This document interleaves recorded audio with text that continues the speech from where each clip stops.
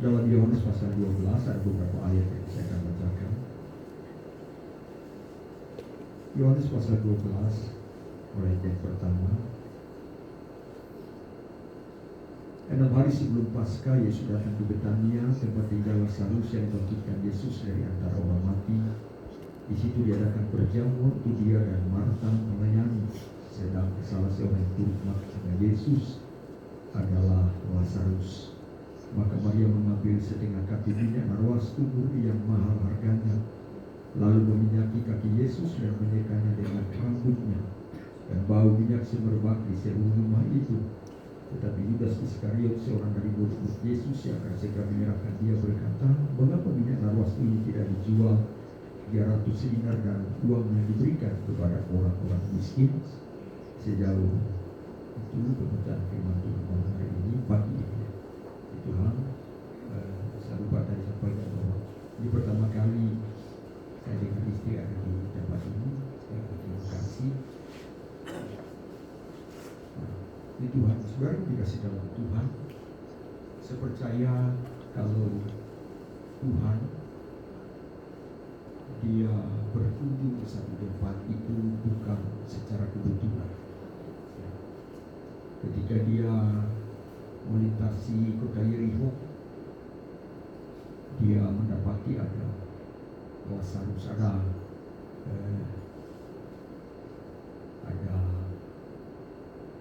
Sakeus di sana. Kemudian di beberapa tempat dia menjumpai seorang yang pendarahan 12 tahun. Bahkan di beberapa tempat dia setiap kali dia berkunjung, seperti itu bukan sekedar dia hadir, dia datang. Karena Tuhan tidak bekerja secara acak, tidak. Ada pengalaman-pengalaman saya percaya kalau diceritakan setiap kita itu tidak cukup waktu yang tersedia. Bagaimana Tuhan melawat kita sekalian masing-masing dalam keberadaan kita, dalam panggilan yang luar biasa. Demikian juga yang terjadi kepada keluarga daripada Lazarus, Marta dan Maria. Kita akan fokus pada ketiga nama ini, saudara, karena ketika saya renungkan kebenaran ini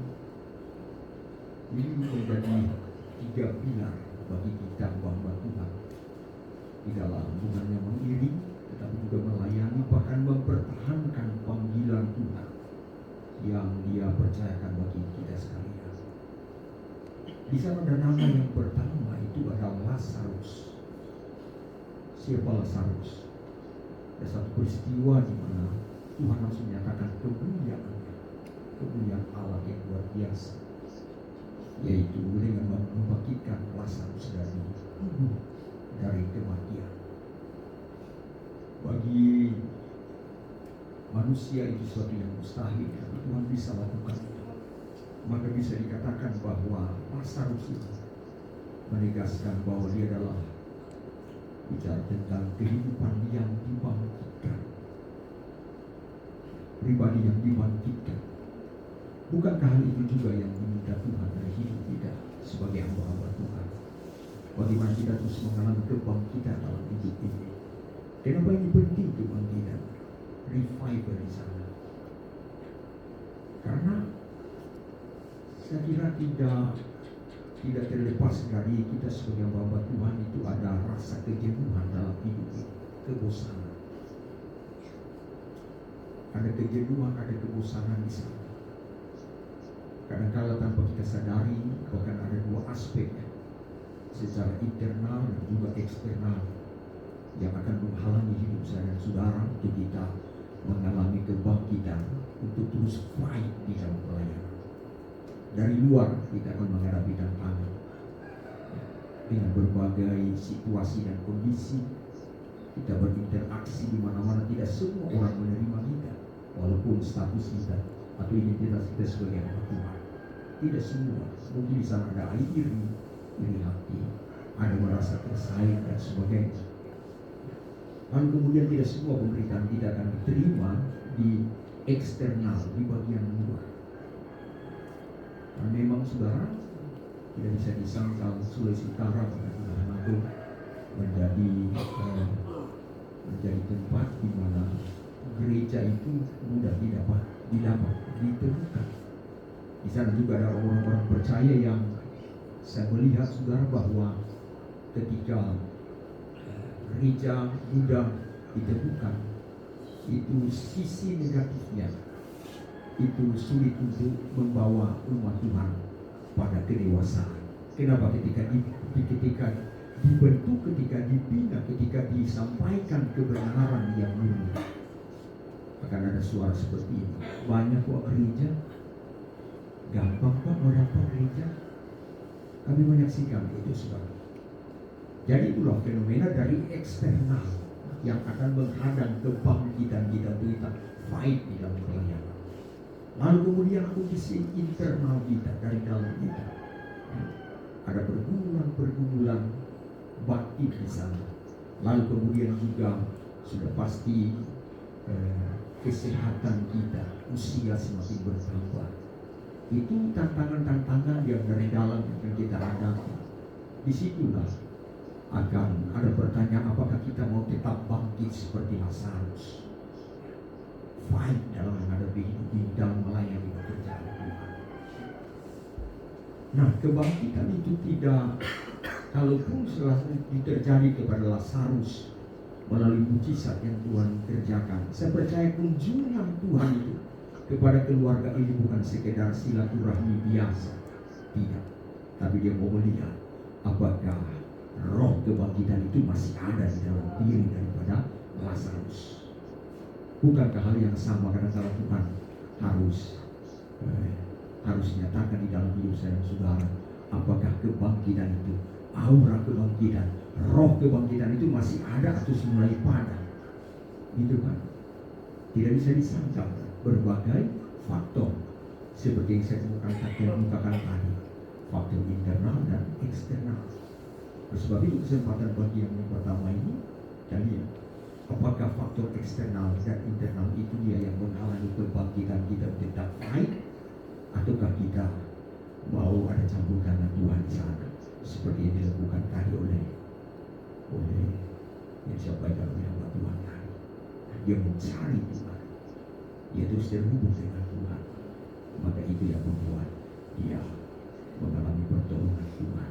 Yang kedua, kita sebuti ada nama, yaitu Marta. Siapa Marta, saudara? Kadang-kala Marta diidentikan dengan sibuk yang tanpa arah, artinya sibuk sesuatu yang biasa. Tetapi di balik itu saya percaya ada sesuatu yang dia persembahkan. Apa itu? Pelayanan. Pelayanan yang dia persembahkan.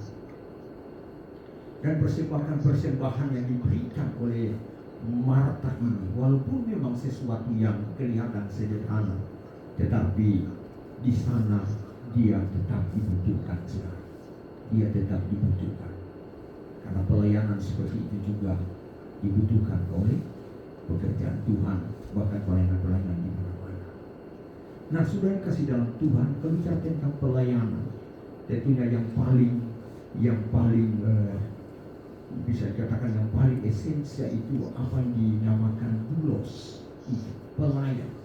Artinya melayani dengan kerendahan hati. Saya percaya hari-hari ini juga ketika Tuhan sedang merindukan untuk ada terobosan baru terjadi dalam hidup saya dan saudara sebagai hamba-hamba Tuhan, dia sedang menuruti, saya percaya, apa itu motivasi kita dalam pelayanan. Ya, Paulus pernah menegur hamba-hamba Tuhan yang ada di Filipi. Kalau kita lihat dalam Filipi pasal 1 di sana, dikatakan ada yang melayani Tuhan itu dengan hati yang tulus, ada dengan murni. Tetapi juga dikatakan ada yang melayani Tuhan karena perlu. Fenomena itu akan terjadi di akhir zaman ini. Makanya itu saya percaya Tuhan sedang memurnikan pelayanan saya dan saudara melalui kesulitan, melalui tantangan. Apakah kita tetap bertahan, tetap setia, tetap rendah hati, dan kemudian terus terpaut dengan Dia. Dia datang, Dia katakan bahwa aku datang bukan untuk dilayani, tetapi untuk melayani. Saya berdoa kita semua yang ada malam hari ini, pada pagi hari ini, ya, kita punya hati hamba yang siap melayani, walaupun mungkin jiwa-jiwa hanya sedikit, lalu kemudian kadangkala kita tidak seolah-olah tidak dihargai ataupun kita tidak dianggap, saudara. Mari tetap miliki hati hamba, ya, hati hamba yang mau melayani. Kemudian nama yang terakhir, di sana ada Maria. Kita lihat apa yang dipersembahkan, apa yang dilakukan oleh Maria. Sesuatu yang begitu bernilai, sesuatu yang menyenangkan hati Tuhan. Bahkan Alkitab menegaskan dengan gamblang, Yesus sendiri yang berkata, apa yang diperbuat oleh orang ini, oleh Maria, itu dimanapun Injil itu diberitakan, mengingat akan perbuatannya. Apa artinya, saudara? Apa yang dipersembahkan oleh Maria ini sesuatu yang berharga, yang bernilai di dalam apa itu pujian dan penyembahan, sesuatu yang berbau harum di hadapan Tuhan. Tetapi itu menghasilkan itu, Alkitab mencatat tadi bahwa yang dipersembahkan itu bukan minyak dimuli, bukan, ya. Tetapi yang dipersembahkan itu adalah minyak narwastu,